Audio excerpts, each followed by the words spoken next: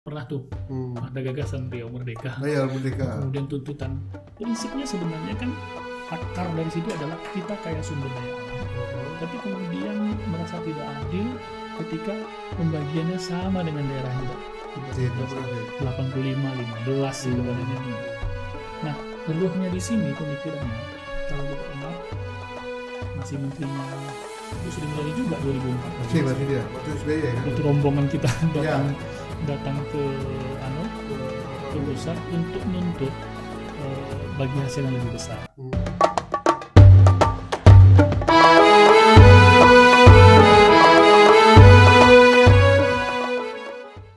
Pada hari ini, sore ini kita mengundang seorang yang diberi tugas oleh Gubernur Riau untuk menggali,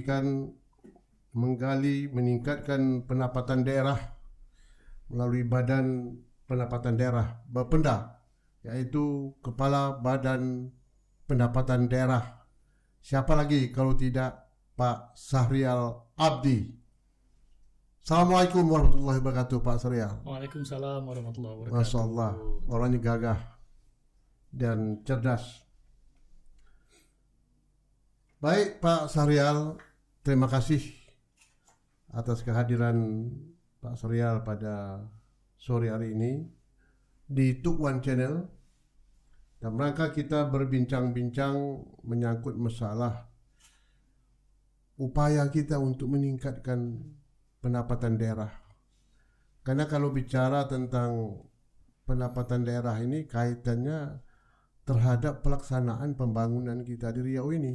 Betul. Tanpa duit kan tak mungkin negeri ini bisa kita bangun. Betul. Ya nah, tanpa duit tidak mungkin negeri ini bisa kita bangun. Nah, duit itu dari rakyat. Dari rakyat tentu rakyat bayar pajak. Dan begitu juga terhadap dunia usaha dan sebagainya itu. Pak Sahrial, setahu saya APBD Riau 2022 sudah diputuskan atau sudah disahkan oleh DPRD Provinsi Riau. Yeah. Itu kabarnya hampir APBD kita itu 8,6 triliun ya. Betul.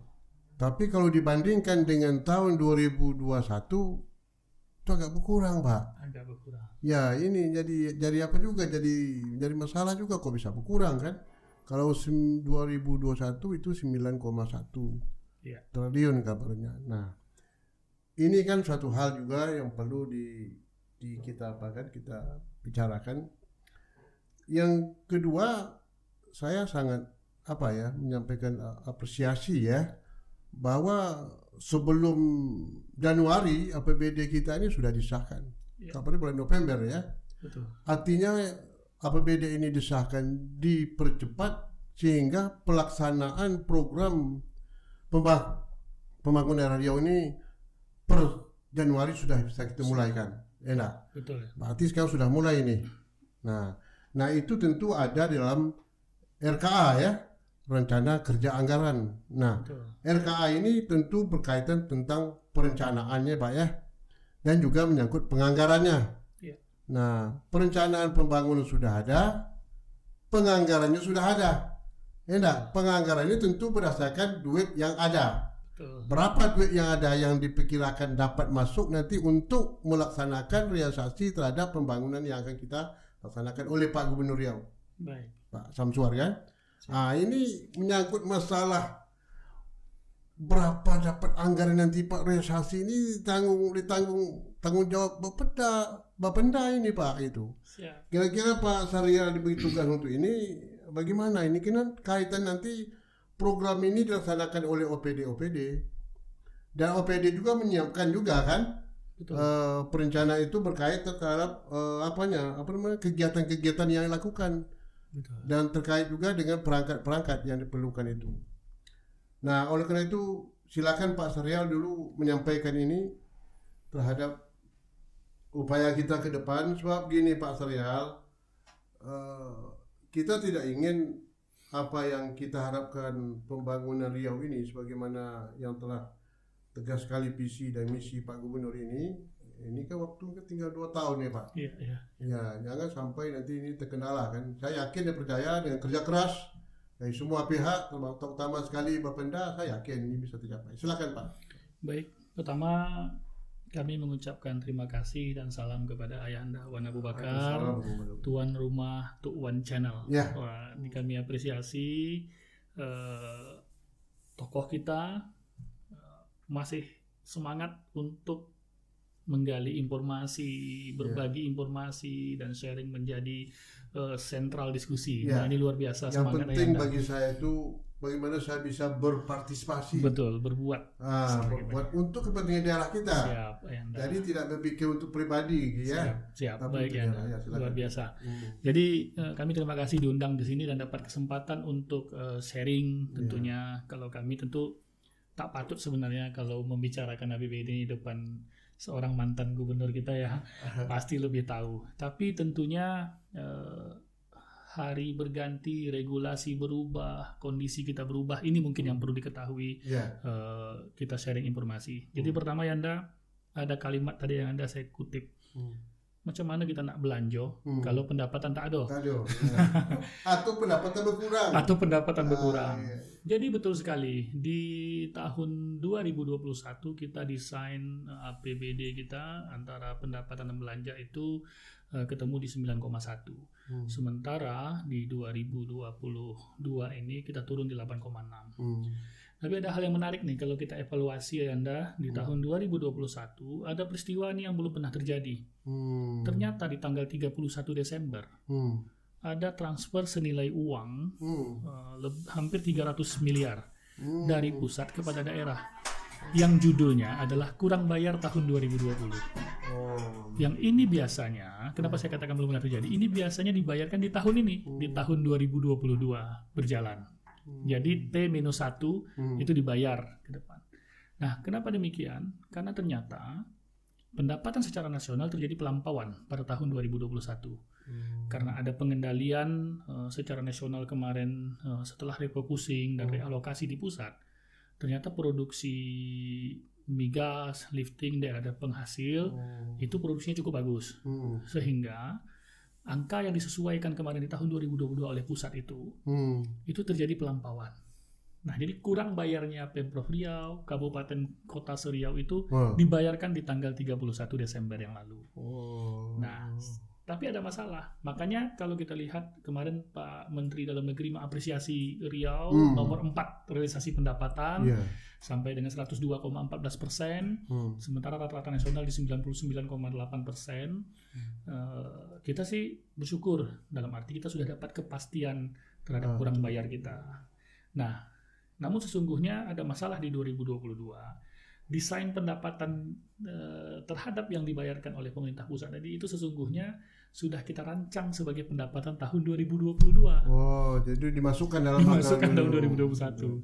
Jadi ya kalau guyonnya gini ya Anda, kesannya pusat terjadi pelampauan yang seharusnya mereka bayarkan di 2022, tapi mereka mungkin ingin membuktikan bahwa targetnya luar biasa di tahun 2021, sehingga serapan anggarannya dengan mendistribusikan kekurangan bayar tadi ke daerah menjadi pelampauan pula terhadap realisasi. Tapi serapan kita pada tahun 2021 bagus ya? Bagus. Artinya sudah sesuai dengan yang kita rancang.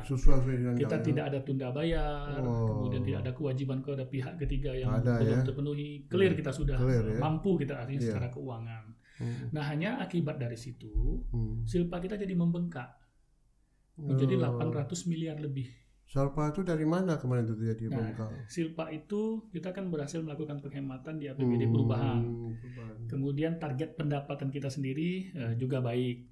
Dan kemudian itu tadi tambahan transfer dari pusatnya lebih. Jadi belum sempat dianggarkan. Duit sudah duluan masuk. Tapi dihitung berarti 2022 nanti ini yang sudah masuk 2021 mereka tak transfer lagi gitu. Berarti kita harus rekonsiliasi lagi dan kemudian menyesuaikan lagi di APBD perubahan. Nah, makanya kebijakan Pak Gubernur, Pak Wakil Gubernur dan Pak Sekda untuk tadi yang Anda bilang kita percepat lelang dini kemarin itu benar sekali karena kita tak ada batasan, artinya tidak terhambat dengan uang. Ya. Uang kita punya. Uang ada. Jadi Januari dan sudah dibuktikan. Jadi termasuk TPP pegawai dan semua kewajiban belanja sudah bisa dijalankan sejak tanggal 15 Januari lalu. Ya. Nah, makanya tidak seperti sebelum-sebelumnya kita terhambat mau memulai ini awal tahun selalu terlambat. Nah, sekarang sudah bisa mulai, dilakukan. sudah siap. Jadi uang tersedia dan sudah bisa mau lelang, mau dibayar 100% pun mungkin kegiatan sudah ada yang bisa kita lakukan. Ya.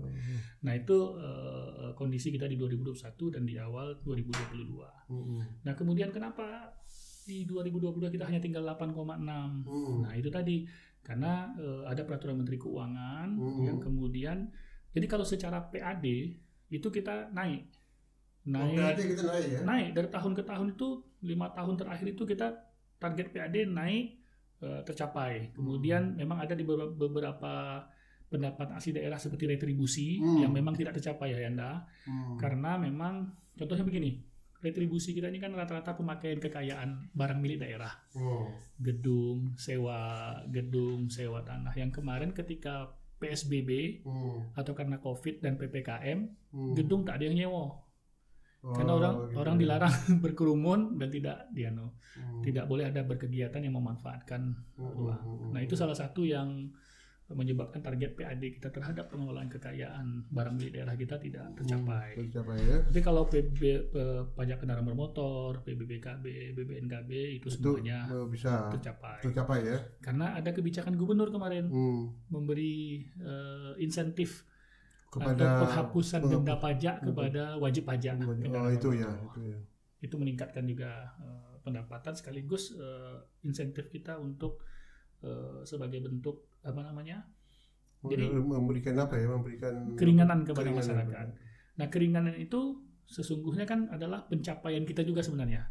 Seperti di periode 4 Agustus sampai dengan 4 Desember kemarin yang diperpanjang 1 bulan. Itu besaran insentif yang kita berikan atau kemudahan itu 61 miliar kepada masyarakat. Tapi sesungguhnya itu kan pencapaian kita di pendapatan sebenarnya. Tapi karena kita insentifkan, kita realisasi, tidak kita perhitungkan. Nah, kemudian dana bagi hasil migas kita yang sebenarnya di peraturan Menteri Keuangan itu yang diturunkan. Kenapa? Karena pemerintah punya skenario untuk namanya pengendalian. Jadi tidak 100% didesain untuk ditransfer. Makanya mereka amankan karena takut khawatir atau produksi nasional terganggu dan segala macamnya. Tapi itu apakah tidak mempengaruhi nanti terhadap pelaporan anggaran kita yang sudah tetapkan sekian misalnya kalau itu ditahan dulu? Kalau untuk kondisi sekarang, desain APBD kita yang di 8,6 untuk pendapatan itu sudah sesuai dengan peraturan Menteri Keuangan. Sudah kita sesuaikan dan sudah sepakati bersama dengan Dewan. Jadi untuk tahun 2022, sepanjang tidak ada perubahan lagi di peraturan Menteri Keuangan untuk mengurangi atau menambah, berarti APBD kita masih clear untuk dijalankan. Tapi nanti kalau terjadi penambahan, kalau terjadi penambahan, kita tambah pula di APBD perubahan. Itu kan? Sebaliknya gitu juga. Kalau terjadi pengurangan, kita tidak kurang pula nanti di APBD perubahan. Iyalah, itu mudah-mudahan bertambah ya. Ya. Baik. Cukup bagus, artinya dalam segi target ya Pak ya. Kira-kira Pak, pandangan Bapak ke depan ini, ya ini kan kita tidak bisa istilah itu Pak ya, menunggu nih Pak. Ini kadang-kadang saya mohon maaf kenapa tidak ya, jangan sifatnya rutinitas. Betul. Apa yang ada itulah kita gunakan. Jangan, kita harus pacu. Betul. Ya enggak, bagaimana pendapatan itu milik tentu anak buah Bapak lah yang harus bekerja. Terutama ini petugas kita ya, OPT ya Pak ya. Karena mereka yang lebih tahu dan kondisi real objek pajak yang ada di daerah itu Pak. Terutama menyangkut masalah kendaraan bermotor. Jadi izin Ayanda, kami sudah punya skenario dan barusan kami tadi rapat. Pagi tadi kami podcast juga di Samsat Drive-Thru. Nah, jadi di dalam 2 tahun terakhir, kawan-kawan Bapenda, pejabat kita sebelumnya, itu sudah konsen untuk membuat inovasi-inovasi. Jadi kalau di pendapatan itu kan kita mengenal intensifikasi sama ekstensifikasi. Nah, di intensifikasi, kita meneruskan upaya untuk memastikan semua yang tadi nih, yang sudah berjalan baik selama ini, tapi belum optimal. Itu yang Ayanda maksud tadi mungkin, bahwa seperti contohnya pajak air permukaan yang perusahaan-perusahaan misalnya. Nah, sudah berjalan, perusahaan bayar. Tapi ada yang belum optimal. Apa misalnya? Perhitungan. Menjamin bahwa perhitungannya sudah sesuai nggak benar-benar dengan pemakaiannya. Siapa yang mengawasi? Bagaimana kalau kemarin katanya water meter to assessment? Apa kata perusahaan aja? Kemudian kita bayar. Nah, ini yang kita intensifikasikan dengan tertentu, terutama mungkin dengan penggunaan. Dulu pernah ada wacana water meternya kita yang buat, kita yang adakan, petugasnya kita yang ngawasi, sehingga dia mengikuti perhitungan kita. Nah, kemudian intensifikasi lain yang kita buat misalnya di pajak kendaraan bermotor. Nah, melalui kanal transaksi elektronik, digitalisasi transaksi, yang kalau secara penelitiannya, kalau kita melakukan pembayaran dengan elektronik itu akan terjadi peningkatan pendapatan 10-30% di sektor itu.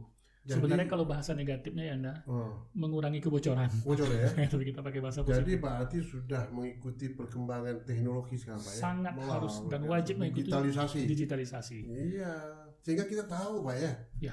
Mengidentifikasi terhadap objek-objek pajak itu, di mana mereka tidak artinya tidak melaksanakan kewajibannya. Betul. Kita tahu. Betul. Iya. Makanya jadi begini. Kemudian kita buat standar-standar tertentu. Misalnya begini. Prakteknya mungkin kemarin masih dimaafkan dalam arti mungkin karena kemampuan kita memperhitungkan juga. Contohnya bisa begini. Penggunaan air permukaan di perusahaan-perusahaan. Kita ambil contoh perkebunan saja. Perkebunan itu menggunakan air permukaan untuk mengolah TBS-nya, tanah buah segar. Kemudian di PKS itu kan ada kapasitas tertentu. Ada 30 ton per jam, ada 60 ton per jam, ada sebagainya. Kami masih menemukan ada yang PKS dengan kapasitas 90 atau 75 ton per jam. Itu bayar air permukaannya sama dengan yang kapasitas 60 ton per jam. Logikanya jumlah itu tentu menggunakan air yang lebih banyak. Makanya rasanya tak adil, tak tepat rasanya perhitungan ini. Makanya nanti kita akan klasifikasi, buat standar minimal terhadap kapasitas dari produksi di masing-masing industri tersebut. Begitu juga dengan migas. Nah, migas ada permasalahan karena menggunakan juga air bawah tanah. Kemudian ada regulasi yang belum duduk di Kementerian PU dan Kementerian SDM. Kalau untuk air permukaan sudah keluar dan harus ditetapkan nanti dengan peraturan gubernur, NPA namanya, nilai perolehan air, sebagai acuan dari semua kita untuk menetapkan berapa penggunaan per meter kubik yang harus dibayar. Nah, kabupaten kota juga tergantung nih kepada kita hari ini. Beberapa kabupaten kota yang daerah penghasil migas itu pajak air bawah tanahnya masih belum dibayar sejak 4 atau 5 tahun terakhir. Karena nilai perolehan airnya belum ada acuan untuk jadi perbedaan nanti itu dalam dalam pendapatan itu antara provinsi dan kabupaten itu bagaimana tuh Pak? Objek ini kan tentu di kabupaten nih. Ya, makanya kami alhamdulillah hari ini sudah berkoordinasi dengan kabupaten kota. Kami sudah ada grup dengan kabupaten kota, sehingga kami sudah mengkoordinasikan hal-hal yang tadi belum terkoordinasikan dengan baik. Contohnya, pada akhir Desember lalu, kami disurati oleh salah satu perusahaan yang di dalam suratnya mengatakan bahwa kami tidak lagi menggunakan, kami perusahaan dalam arti itu tidak lagi menggunakan air permukaan di dalam produksi. Tentu kami tidak percaya. Kalau bagi kami dia pasti menggunakan air. Nah, berikutnya kita pastikan kalau memang dia tidak menggunakan air permukaan, dia pasti menggunakan air bawah tanah. Nah, karena air bawah tanah kewenangan kabupaten kota, kami merasa penting dan perlu menyurati kabupaten kota ya. Makanya kami koordinasikan, tolong kepala Bapenda kabupaten kota cek di lapangan. Dia ngaku tidak menggunakan air permukaan nih. Tolong cek bayar nggak pajak dia air bawah tanah. Nah, makanya kemarin ada beberapa kawan-kawan DPRD kabupaten kota juga datang mengapresiasi langkah kami dan mereka mau kolaborasi. Kalau perlu kita turun sama-sama nih, provinsi sama kabupaten kota. Cek apakah air ini dua-dua digunakan atau salah satu. Di permukaan dipakai juga, bawah tanah dipakai juga. Jadi dua-duanya objek pajak, cuma beda kewenangan. Nah, sinergi kami dengan kabupaten kota ini menjadi penting menurut kami karena bagaimanapun, contoh termasuk pajak kendaraan bermotor. Kita tahu kemarin kawan-kawan di Meranti misalnya, kepala UPT kita mengupayakan agar pemerintah Kota Meranti membayar pajak kendaraan plat merah yang masih nunggak, misalnya. Nah, siokianya sinergi ini kan begini, dana bagi hasil dari pajak kendaraan motor kan juga dapat untuk kabupaten kota. Makanya kalau kita di sinergi kabupaten kota juga mendorong, maka bagian itu juga kalau lebih banyak akan mendapatkan lebih banyak mereka. Nah, makanya kami sudah menggagas bagaimana kita mulai dengan pendataan kendaraan bermotor, memastikan tidak ada lagi perbedaan pemahaman jumlah kendaraan bermotor yang kemudian wajib pajak. Karena ada selisih, jujur saja kemarin ada 3,8 juta versinya kawan-kawan di kepolisian, dan kemudian 2,9 kita lihat fakta yang terus-menerus dan rutin membayar, ada gap 900 atau 800 jenis 800 kendaraan. Nah, ini yang pelan-pelan mau kita rapikan datanya by sistem yang sedang kita bangun. Tapi kemudian ada yang kami terfikir dan menjadi gagasan sebenarnya. Ini kan Pak Gubernur, Pak Samsuar sudah tahun ketiga memberikan bantuan keuangan kepada desa, ya Anda. Bantuan untuk desa itu ya. Bantuan desa. Nah, sebenarnya ini kan menjadi tangannya gubernur di desa. Makanya kami merasa penting untuk mencoba menggagas bagaimana kita bisa melakukan pendataan berbasis desa untuk semua objek pajak, baik provinsi maupun kabupaten kota. Itu bagus, itu lebih merata nanti itu akhirnya. Contohnya pasti di desa tahu di rumah itu ada berapa kendaraan, di rumah itu ada berapa ini. Jadi harus ada kerjasama dengan desa, dengan kepala desa, dengan lurah. Betul. Perusahaan basisnya desa, ada di desa. Walaupun di ujung-ujung pasti ada kepala desanya. Kita mungkin tidak terpantau, tapi kepala desa. Nah, kami ingin memanfaatkan yang kan dikatakan dari bantuan keuangan di tangannya gubernur untuk menjadi salah satu item kita, mendata objek pajak. Jadi juga, supaya aparat desa itu bisa bekerja dan menguntungkan dia, pendapatan dia kan? Pendapatan dia, karena dia share juga lagi nanti bisa naik dapat pendapatan, dana desa bisa kita tambah nanti dari kemarin 200. Motivasi stimulan mereka Dan hak untuk mendapatkan insentif kalau memang mereka optimal untuk membantu kita menerapkan pajak, itu bisa dapat insentif nanti. Seperti zaman kami dulu camat, kami camat waktu gubernur kami dapat dulu insentif PBB, camat-camat. Tapi kita bantu dulu pemerintah provinsi dengan data yang ada di kecamatan. Nah, ini pola mungkin yang menurut kami kalau kita bisa berbasis desa mendata di seluruh provinsi Riau, kami rasa ini akan lebih. Ini tanggung jawab OPT ya Pak ya. Siap. Ini akan kita share. Dinas PMD juga akan kita bawa. Dinas PMD. Jadi melalui sana tangan nanti untuk merapikan data. Kabupaten kota kita bawa sekalian Anda. Apa dia misalnya ada restoran, rumah makan atau apa di situ yang objeknya menjadi kewenangan kabupaten kota.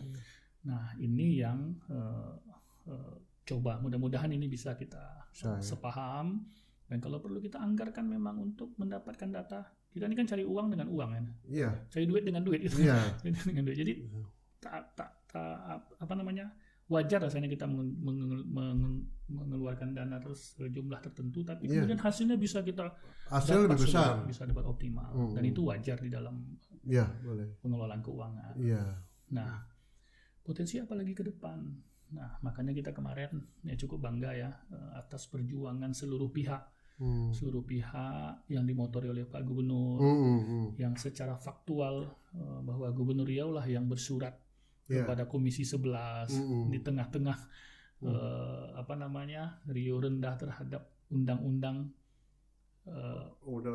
hubungan keuangan pusat dan daerah, Undang-Undang Nomor 1 tahun 2022, yang awalnya mau disahkan di bulan Agustus, tapi kemudian diulur karena ada aspirasi dari semua komponen masyarakat Riau, Kalimantan Timur, Sumatera Selatan.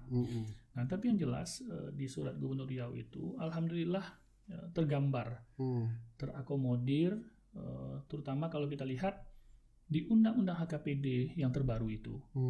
Muncul kalimat di pasal 38 tentang objek retribusi sawit. Ada di undang-undang ya, undang-undang HKPD. Berarti sudah ada secara regulasi sudah ada sebetulnya. Sudah ada. Bagi hasil terhadap belum bagi hasil. Ini hasil. Retribusi baru. Jadi sebenarnya tuntutan kita itu kan sebenarnya bagi hasil pajak dari sawit. Nah, ini masih belum gamblang bahasanya. Tinggal merubah lagi. Tapi dimasukkan di objek retribusi. Jadi akan ada retribusi sawit. Berarti PR kita adalah daerah. Yang retribusi itu apa? Yang dia apa? Nah, kalau retribusi kan prinsipnya Yanda begini. Kita pemerintah daerah memberikan layanan jasa kepada penyelenggara itu, dan kemudian kita mereka mendapat manfaat, kita mendapatkan pendapatan. Artinya kita akan potret nanti nih, terutama kabupaten kota, dari industri hulu sampai industri hilirnya sawit. Apa yang bisa kita tawarkan jasa kepada para pengusaha sawit atau pelaku usaha atau apa, sehingga mereka dapat manfaat dari jasa itu, kita dapat uang dari itu. Itu diretribusi, sudah ada pasalnya. Nah, yang kita tuntut itu adalah dana bagi hasil. Nah, makanya di surat Gubernur Riau dan ditandatangani oleh Pak Samsuar langsung itu ke Komisi 11, di situ kita mintakan di pasal 111. Nah, di pasal 111 itu membagi jenis DBH waktu itu. Nah, kita minta tambah huruf E. Nah, huruf E itu apa? Perkebunan. Jadi kita minta tambah kata-kata perkebunan. Ya, supaya bukan hanya migas saja kan? Bukan hanya migas, ada perkebunan situ, pertambangan. Nah, tapi ternyata mereka mengemas yang lain. Mereka tidak masukkan di pasal 111. Tapi mereka bunyikan di pasal 122 sama 123.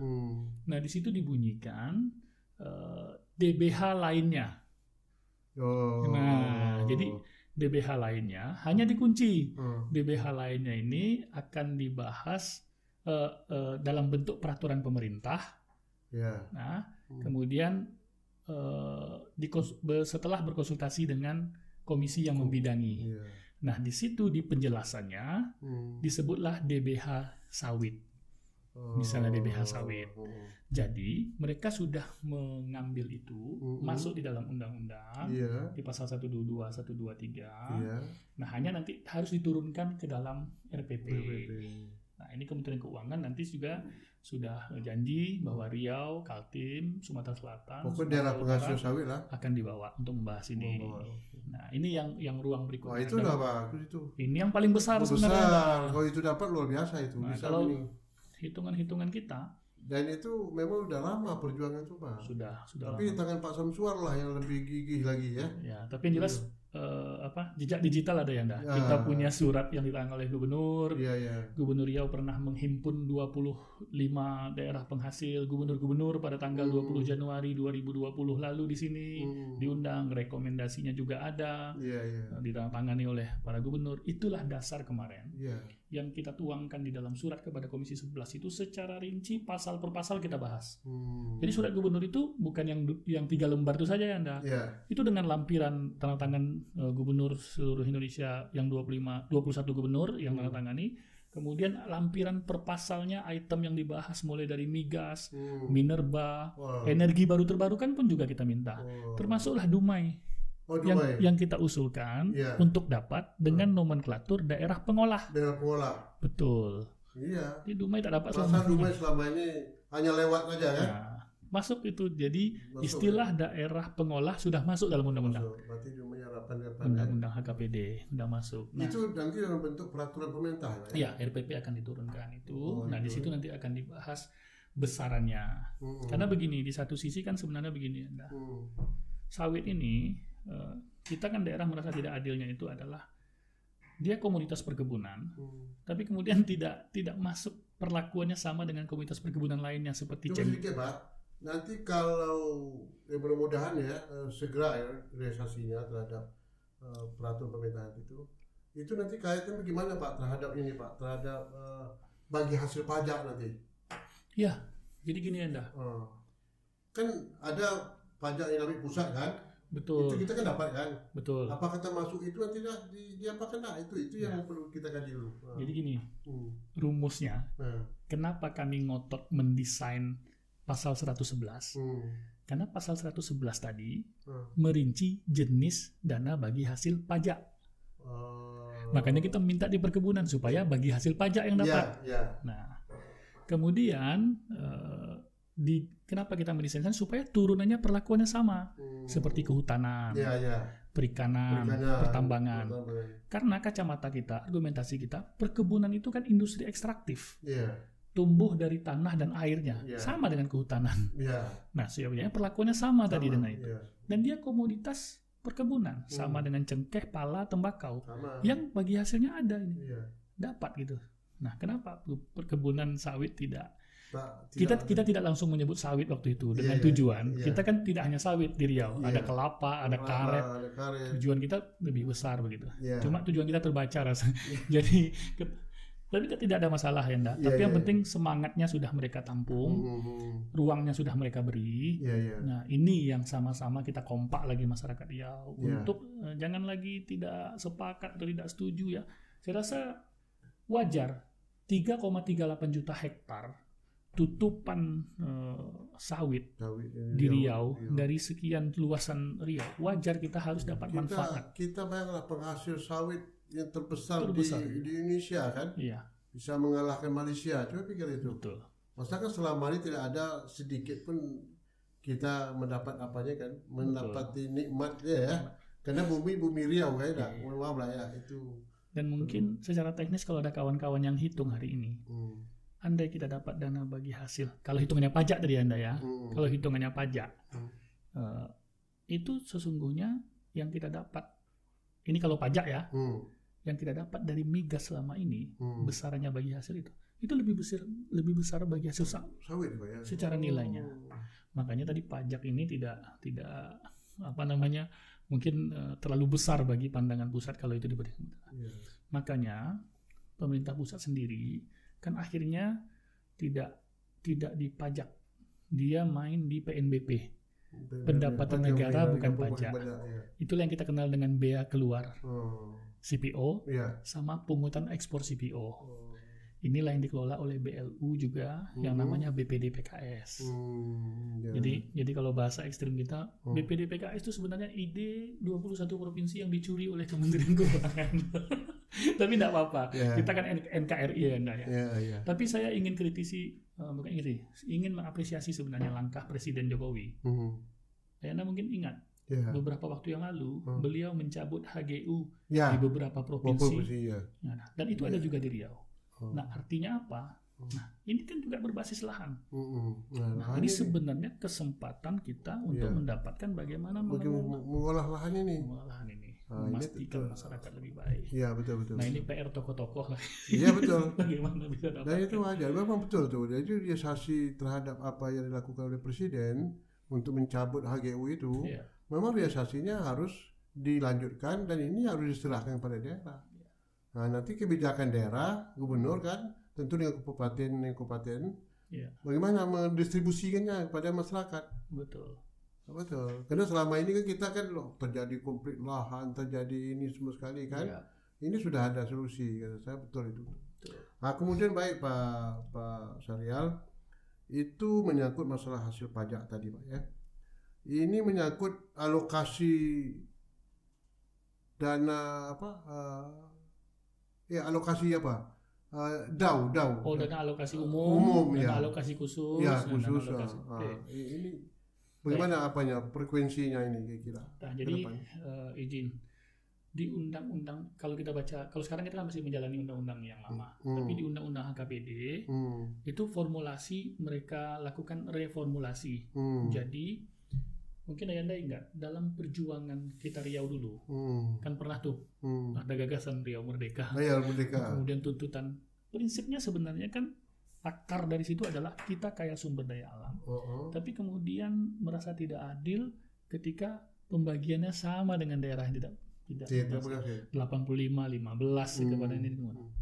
Nah, ruhnya di sini pemikirannya, kalau kita ingat masih menterinya Bu Sri Mulyani juga 2004 masih dia waktu SBY kan, waktu rombongan kita datang ke pusat untuk nuntut bagi hasil yang lebih besar. Kemudian apa yang dijanjikan waktu itu? Dana alokasi khusus. Jadi Riau akan diperhatikan melalui program-program khusus. Silahkan usulkan sebanyak-banyaknya. Nah, makanya dulu DAK itu memang benar-benar kita asumsikan sebuah alokasi khusus untuk daerah-daerah seperti Riau. Tapi DAK hari ini prakteknya semua daerah dapat. Semua daerah siapa yang akhirnya bukan ada khusus tidak lagi. Ada khusus lagi, jadi umum dia. Umum, Jadi kalau dana alokasi umum kita sudah mengerti sekali, lebih banyak kepada belanja pegawai. Meskipun ada dimandatorikan dari alokasi DAU itu 5%, itu harus ada infrastrukturnya. Nah, jadi itu sudah kita penuhi semua, kita jalani. DAK, alhamdulillah kabupaten kota kita juga sudah aktif. Nah, hanya sayang kita kemarin beberapa masih ada juga kepala OPD yang tidak menjalankan DAK. Ini kita capek-capek cari uang di luar APBD, malah tidak dijalankan. Nah, kan ada konsekuensi kalau tidak diselesaikan tahun ini, tahun besoknya nggak dapat. Nah, ini nih yang perlu pemahaman kawan-kawan juga, sama-sama untuk ketika kita dapat mandatori dana alokasi khusus, tolong kerjakan lebih awal. Itu sebenarnya yang bisa dikerjakan di awal tahun itu begitu. Karena dia ada timeline, misalnya di tanggal 25 Juli sudah harus kontrak, sudah harus dikerjakan, bahkan sudah bisa dapat uang transfer. Nah, kawan-kawan menganggap kadang-kadang sama ini, sama dengan APBD di akhir-akhir tahun. Jadi inilah Pak yang sering dinilai oleh pusat kepada kita, Pak. Iya. Daya serap kita tuh kurang. Betul. Nah, ini kan merupakan apa nih? Ujian berat kita ya, Pak. Betul. Seolah-olah uang taruh di bank. Maksud Bang ya tidak digunakan. Berarti apa? OPD kita tak bekerja. Ya. Nah, ini betul perlu diantisipasi. Jadi ke depan tidak ada daya serap belum per Desember. Lelang di Desember sudah bisa. Dan alhamdulillah kemarin Pak Gubernur sudah negaskan, Pak Wagub, Pak Sekda, dan sudah meskipun belum maksimal seperti yang diharapkan, tapi sudah bisa kita lakukan di tahun ini. Karena itu kuncinya tidak perlu khawatir karena kita ada uang. Ada uang. Nah, kalaupun sudah harus ada pencairan termen pertama di Februari, jangan khawatir, uang ada. Jadi kita robah di tahun 2022 ini, kita belanja lebih awal di awal tahun, kita bisa nanti betul-betul APBD perubahan tuh betul-betul kita tahu kurang kita berapa, gitu. Atau lebih kita berapa. Selama ini kan enggak sampai dengan itu belum dapat kepastian. Berapa silpa belum tahu, sisa tender juga nggak tahu karena belum ditender. Nah, hitungan-hitungan kasar saja. Tapi kalau kita bisa jalankan di awal tahun, kita di apa namanya progres laporan kita di semester pertama nggak nampak itu kurang atau apa kira-kira. Nah, ini yang mudah-mudahan kebijakan Pak Gubernur di 2022 ini bisa dipahami oleh kita semua. Nah, ini kita bisa lebih baik. Iya, betul. Karena menyangkut rendahnya penyerapan ini membawa pengaruh terhadap tidak mencapai target terhadap apa yang menjadi program pembangunan Riau kan. Betul. Perekonomian juga tidak bergerak. Tak bergerak. Ini juga jadi masalah. Seperti umpamanya terhadap program masalah infrastruktur masalah pendidikan, masalah kesehatan. Itu kalau sampai tidak tercapai penyerapan anggaran itu merugikan bagi masyarakat. Jadi oleh karena itu betul itu. Jadi perlu diantisipasi. Yang penting sekarang ini dana sudah siap, ready untuk meningkatkan pendapatan daerah sebagainya. Begitu juga bagi hasil, tinggal lagi OPD ini harus cepat dan tanggap. Ya enggak? Tentu begitu Pak ya, Pak Syahrial ya. Karena Pak Syahrial memeraskan pikiran, keringat kan untuk meningkatkan, tapi penggunaannya tidak juga maksimal lah. Kira-kira apa lagi Pak? Silakan terus. Jadi begini. Nah, kami nih Bapendanya, kalau tadi kita cerita luas kebijakan provinsi dan kota. Bapendanya fokus kami. Nah, alhamdulillah kita sudah buat beberapa inovasi. Jadi kita punya keyakinan bahwa pada prinsipnya orang itu taat sebenarnya kepada aturan. Pajak juga sebagai kewajiban sebenarnya. Tapi kemudian ketika kita tidak bisa meyakinkan orang bahwa pajak itu penting, tidak memberi pemahaman atau edukasi kepada orang bahwa pajak itu bermanfaat untuk pembangunan, orang juga akan lalai. Nah, ini yang kita tangkap sebagai peluang untuk intensifikasi tadi. Makanya kami coba buat inovasi dengan namanya Tanja. Tanja itu transaksi antar jemput antar kampung. Jemput bola. Jemput bola. Kita tidak ada daerah-daerah pelayanan UPT, kita terbatas hanya mungkin di ibu kota kabupaten, kemudian di ibu kota kecamatan yang jumlah penduduknya besar. Ada desa-desa yang tidak terjangkau, itu yang kita jangkau dengan Tanja. Jadi Tanja ini prinsipnya adalah samsat yang kita buat menjadi mini. Jadi ada 3 unsur tetap di sana, tapi dijalankan mobile. Nah, ada 2, samsat keliling dengan mobil, kemudian samsat Tanja tadi dengan sepeda motor. Jadi ini yang jemput bola ke daerah-daerah yang sulit terjangkau. Nah, prakteknya macam-macam nih Anda. Untuk di kota Pekanbaru kemarin, contohnya kami dapat aspirasi nih. Pelajaran dari COVID kemarin, ternyata petugas kesehatan kita, tenaga kesehatan kita, tenaga medis kita, itu tidak boleh meninggalkan tempat. Jadi bayar pajak pun mereka kesulitan. Ya. Nah, sekarang kita sudah punya Samsat Corner.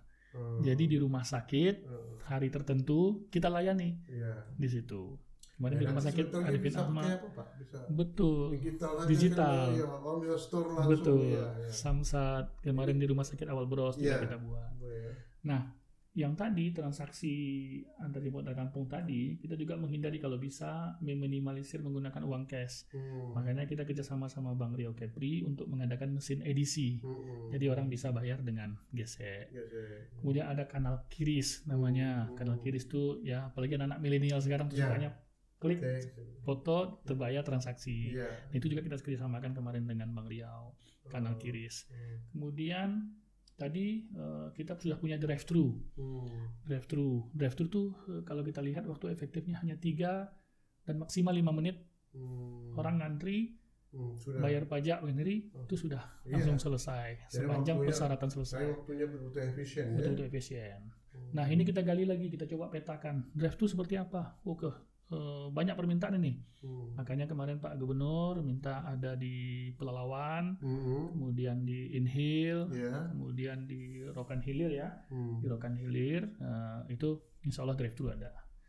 Nah, kemudian kita memperbaiki pelayanan. Jadi ada yang mungkin tidak tersosialisasikan baik Kayanda. Begini,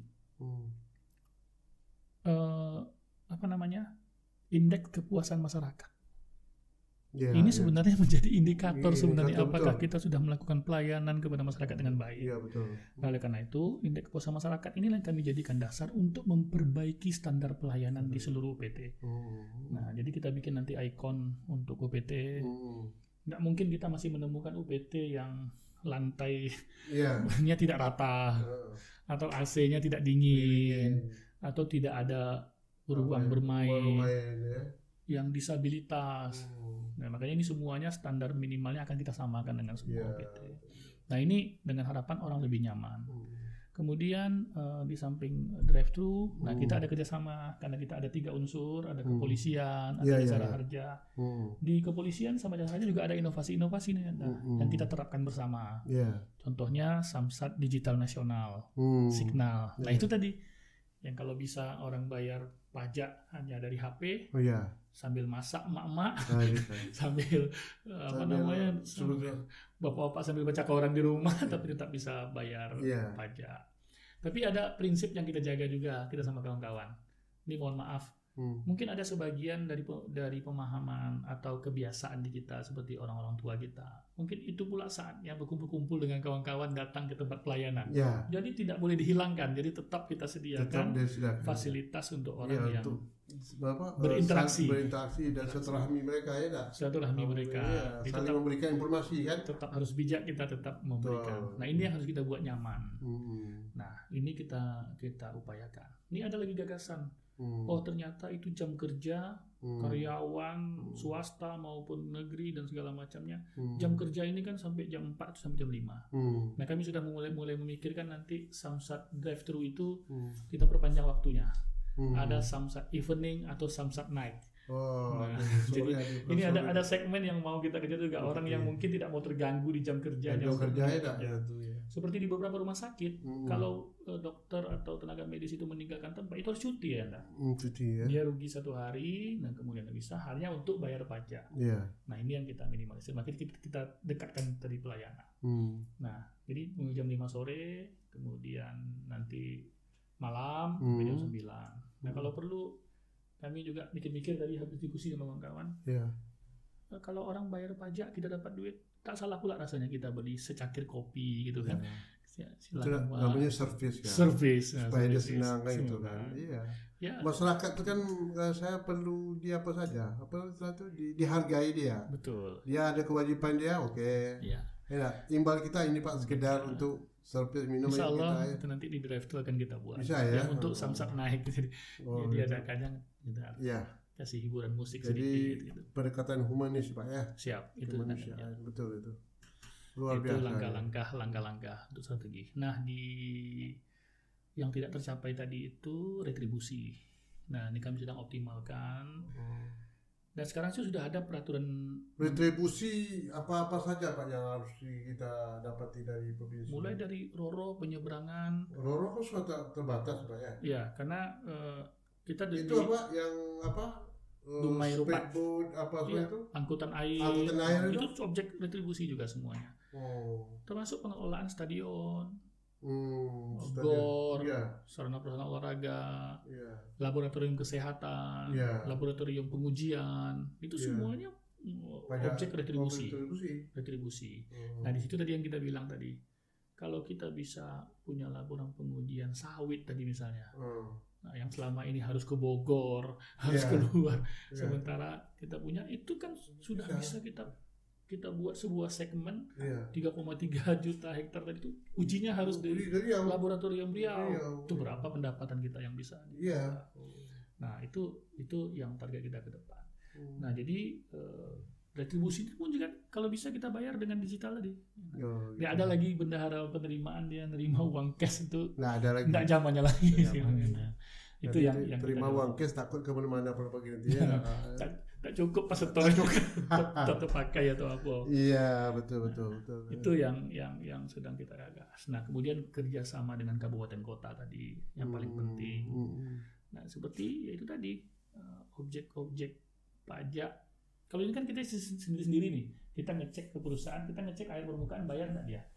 Kita tak pernah mau membantu mengecek bahwa air bawah tanahnya, atau sebaliknya kabupaten kota ngecek air bawah tanahnya dipakai, tak mau bantu tentang permukaan.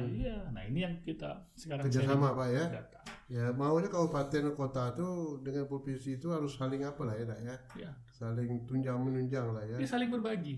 Makin banyak dapat provinsi, makin ini banyak. Kadang-kadang kabupaten ini menganggap ya itu kewenangan provinsi ya begitu betul. Itu mungkin yang karena ada kaitan juga kalau banyak provinsi dapat, ya di kabupaten dapat juga nanti. Nah itu karena persentase. Itu. Jadi ada sinergi dan kolaborasi. Kadang-kadang ada juga kabupaten tuh menuntut saja kan, tapi dia tak berupaya untuk meningkatkan pendapatan pajak kita ya. Ini ada satu langkah berani Pak Gubernur juga. Kemarin kami sudah bersurat ditandatangani oleh Pak Gubernur kepada perusahaan-perusahaan yang mengoperasionalkan kendaraan untuk bisnis mereka, untuk perusahaan mereka, atau sebagai kontraktor di perusahaan-perusahaan yang bergerak di bidang migas, sawit di Riau. Tolong kalau beroperasi di Riau atau mau bekerja sama dengan perusahaan-perusahaan di Riau, plat nomor kendaraan yang dioperasikan itu BM dong. BM. Janganlah BM lain bukan BM ada non BM lah ya. Non BM. Banyak itu Pak. Nah, itu terutama proyek-proyek pembangunan nasional. Ya bisa ya harus kendaraan Riau Pekanbaru ya. Kita bukan diskriminatif. Bukan, wajar dong. Wajar karena jalan yang dilalui kita bayar. Jalan kita ketika rusak kita harus bayar. Kita APBD tadi dapatnya dari situ juga. Iya. Gunanya untuk itu. Jadi rusaknya jalan di Riau ini kan banyak juga Pak. Betul Pak. Itu sekarang banyak keluhan itu kerusakan jalan seperti di daerah Rohil Pak ya. Itu. Jadi itu akibat pengangkutan sawit. Pengangkutan OCPO kan. Nah, OCPO itu kadang-kadang kan banyak BK, ada BA. Bukan kita diskriminasi tidak. Tapi wajar. Nah itu tadi kalau dapat BBH tadi kita kan bisa alokasikan khusus tadi untuk infrastruktur jalan di area perkebunan, jalan di industri perkebunan, jalan di segala macam. Bisa teralokasi dan dia kita earmark, kita tandai anggaran penggunaan itu. Untuk daerah itu Pak ya? Iya. Penghasilan situ harus utamakan untuk daerah itu. Iya. Itu sebenarnya jadi berkeadilan lah kalau berkeadilan ya. Ini bijak betul itu. Luar biasa. Baik, dasar ya waktunya Pak ya kira. Oke Pak Syahrial Abdi luar biasa Pak. Transparan dan cukup akuntabel ya dalam memberikan informasi terhadap pendapatan daerah kita Pak.